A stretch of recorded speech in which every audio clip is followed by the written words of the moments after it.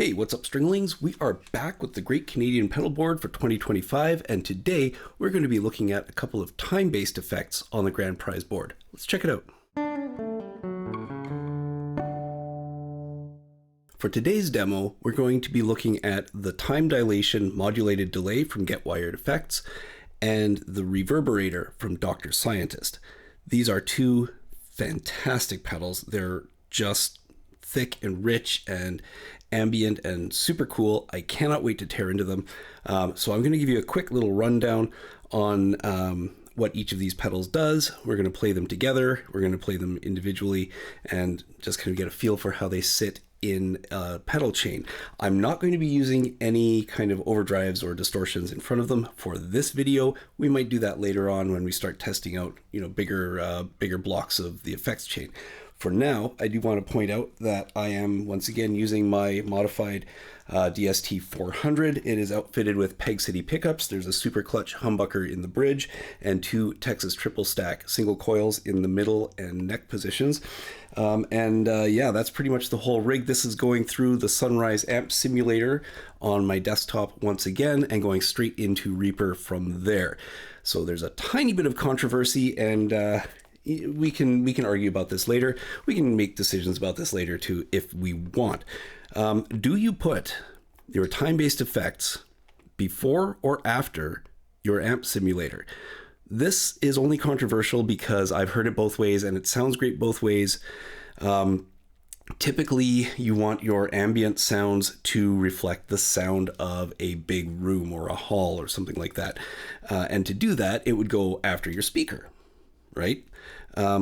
But you can also mainline everything straight in. As long as it's going after your distortions, you should be fine, and it will produce some cool stuff. And the preamp is going to modify the tone of the echoes a little bit. This all changes if you take this Sunrise amp and you hot rod it and you crank the gain up on it. Then you end up putting delay and reverb into a distortion, and things get pretty wild from there. I'm not saying never do it. I'm just saying that it rarely sounds great unless it's being used for a specific impact effect.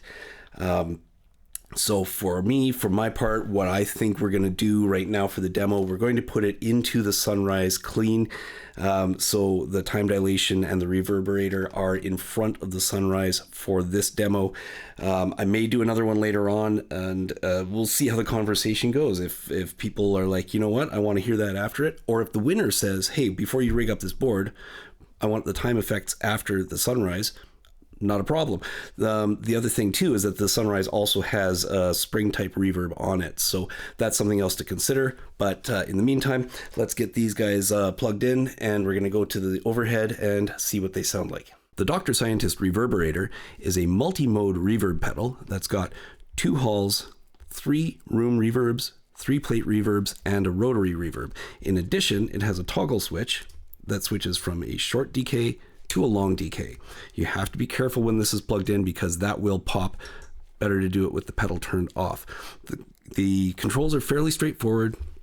It has a mix that determines the dry or wet signal. Okay, the full wet signal is just reverb. The full dry signal is just the guitar going through. So you can mix and match that into your signal chain any way you like. The level is actually a full volume, but according to the instructions, it only boosts. So you get unity gain, that is the exact level going through the signal chain. So it doesn't boost anything at all, and it goes up to 15 decibels of max gain on the high end. That gives you the opportunity to create all kinds of wacky additional reverb effects if you want to hot rod your amp on the back end. Just one little additional feature is that it does have a true bypass relay, okay, but you can use this to hold it down for trails mode. And what that means, see how it's flashing, is when you turn it off, it continues to trail even after the reverb pedal is turned off. If you hold it down again,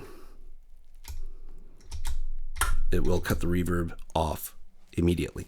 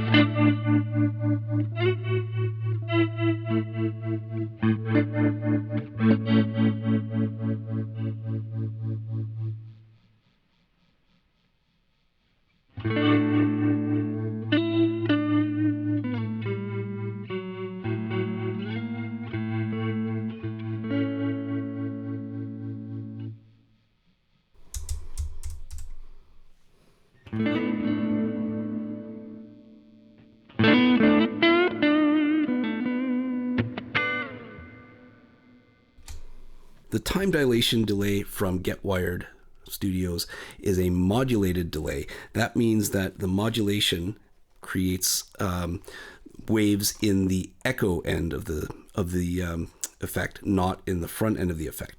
So you basically got two switches, as you often do on modulated delays. We've got the bypass switch, which controls the on-off for the pedal as a whole, and then the modulation switch, which controls only the modulation. It doesn't impact the sound on the way through. That's super handy to know.